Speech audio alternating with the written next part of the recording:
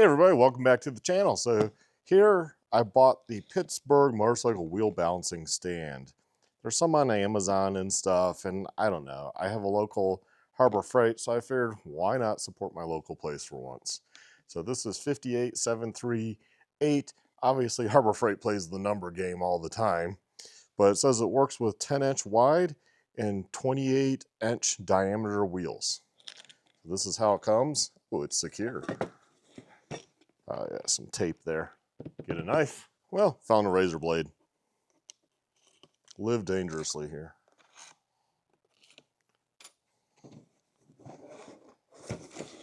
This was the only one on the shelf, too. And it was hard to find in there because it said aisle 7 from my local store.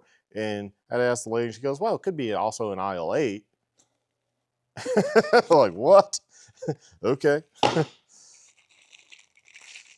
And it was hidden, too. So there's the feet for it. More bolts. A couple O-rings for, I believe, the tire rod, so I think it doesn't wander. There's the rod. Hopefully it doesn't go rolling off the table here.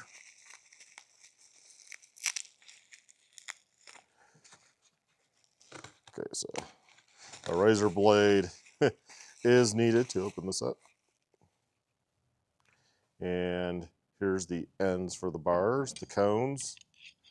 I already have an idea how tire bouncers work. I used to have a Nomar one, so like that. So you just slide it on and put together, kind of have the wheel in the middle. It doesn't have to be perfect. You're just finding the balance. It doesn't matter if it's more one side or the other. If they're good bearings on the balancer. Now, the Nomar was awesome back in the day. I sold the Nomar with the balancer with the tire machine. Okay. This seems like it's going to be pretty straightforward. That's going to be the base. It's going to be the other way, but I have to screw the feet in.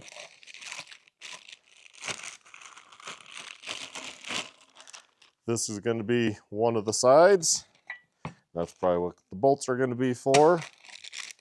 And the other side. And then here's the bearings that the rod sits on. Yep.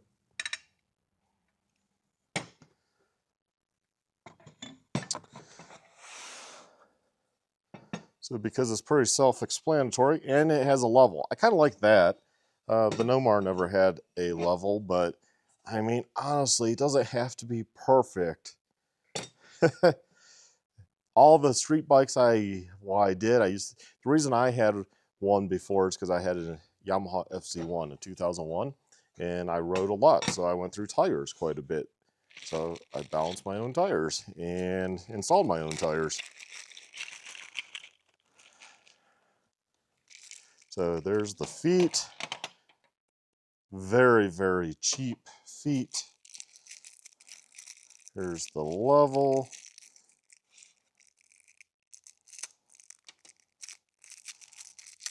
There we go. So it's just a bubble level. So middle is level. And guessing screws to hold that in somehow. Okay.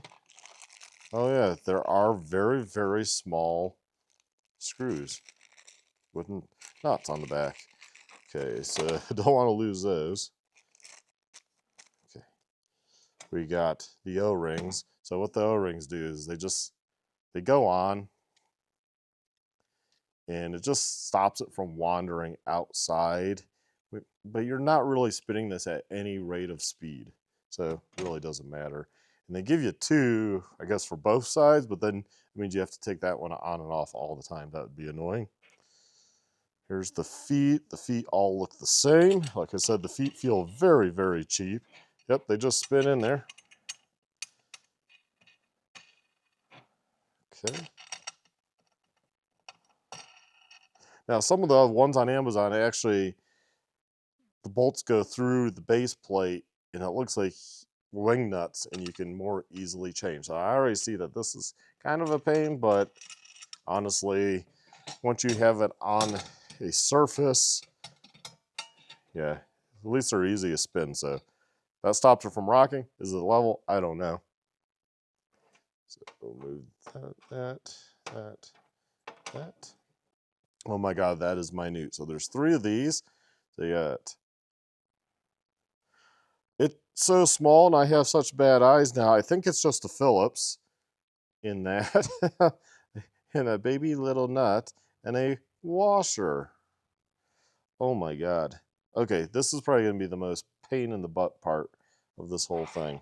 So you're going to want to put it up in there. Find the hole. There's a hole. Well, it looks like the washer goes on this. Yep, there it goes.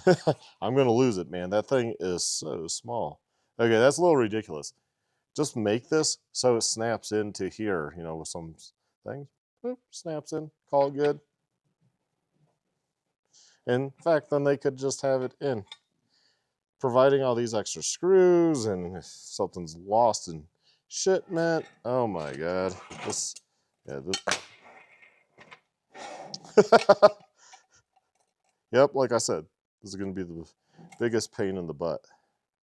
Messing with that, oh my God, just to even pick it up. Okay, I got it. So what I do is kind of get in the middle of my finger and rotate it to the top and hopefully put enough spin on it. Nope. Well, I cross-threaded that, really. There we go. Okay, that goes on just like so. Surprisingly, I got lucky. It's level. Okay, now you got these. Clearly, oh, looks like it can go in 2 spots. One there or one there. Well, I mean, I would assume you'd want to do the outer one, right? Yeah, it fits for the outer one. I don't know why you would necessarily want to go here. Directions probably tell you why, what the reasoning behind that, but I don't think it really stinking matters. And does this really fit a 21-inch wheel from here? It said 28 it could do. Why do I feel like that could not do a 28, like the height? I don't know, though. Okay, so we'll go ahead and bolt these on. So you got the bolt, you got the washer, you got the lock nut. Well, not lock nut, lock washer and nut. Pretty straightforward there.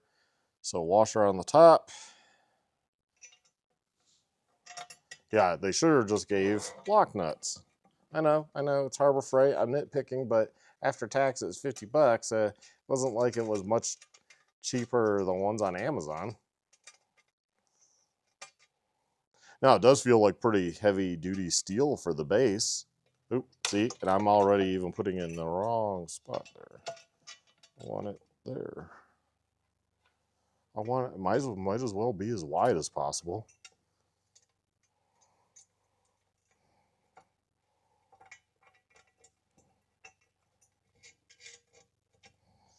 Yeah, you got that one.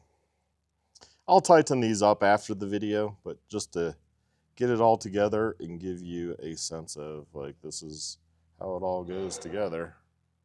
Just you guys. So that's pretty much the gist of it. It's together. You got this, you put your rim on, you get an Allen, and you go ahead and place that up there like so. Tilt you guys up a little bit. Tilt you guys up a little bit there. You put your wheel on, it's together, and then it rolls. And the bearings are supposed to make it as effortless as possible. Although you can also do this. So the reason why I picked this up is because I was like, you know, we probably should have one here. Even the electrics really should be balanced. They really should. And that's something I'm going to try and see if the bikes work a little better. Start balancing them because these kids like to go high speed. Well, you go high speed, you kind of want your wheels balanced. So over here, what got me into thinking about the balancing again is yesterday I balanced this one a different way, which you can do. So I undid the caliper, had it hanging. So this was freely rotating, no drag on the brake or anything. Really, really free. So I went ahead and balanced it. All you do is the same thing. It's off the ground. You can see I did it. I put my lead weights. Unfortunately, I just have lead weights. That's all I've ever really used. But you can buy the ones that go on the spokes. They do look a little nicer.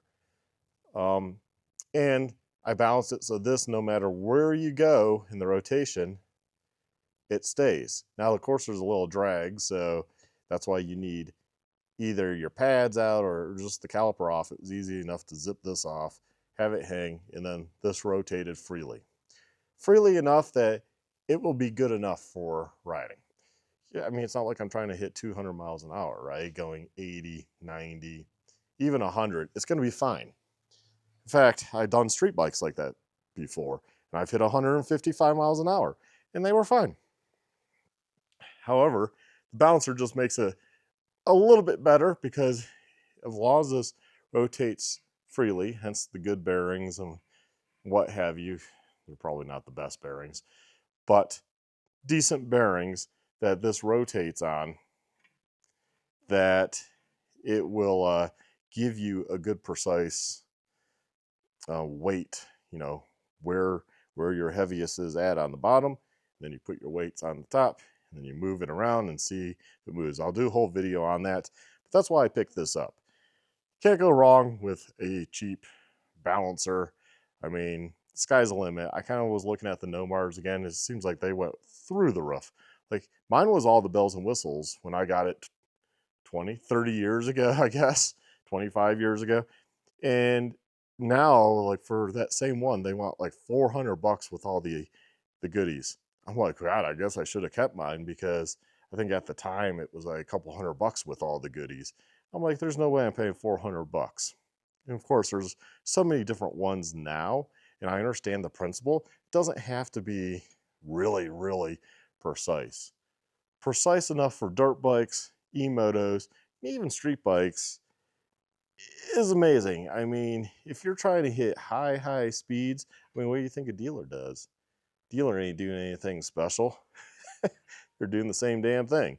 So, you know, this is going to work for the majority of riders, honestly. And at $50 after tax, that ain't bad. Just go grab one from Harbor Freight if you have a Harbor Freight location. Otherwise, Amazon, I see for like $70 you can get one that's more like also a truing stand. It has the little arms and stuff. And honestly, I might pick one of those up and maybe we'll do a comparison of various models of these cheap ones, you know, and go from there. What do you guys think? Let me know down below if you want to see a review of various motorcycle tire bouncers. And is this good enough, or do you really need to spend $400 on a Nomar, or I don't know, whatever brand, or Robaconda I think makes one now? Do you really need to spend that type of money on a balancer? I don't think you do. And you all take care, stay well, stay safe.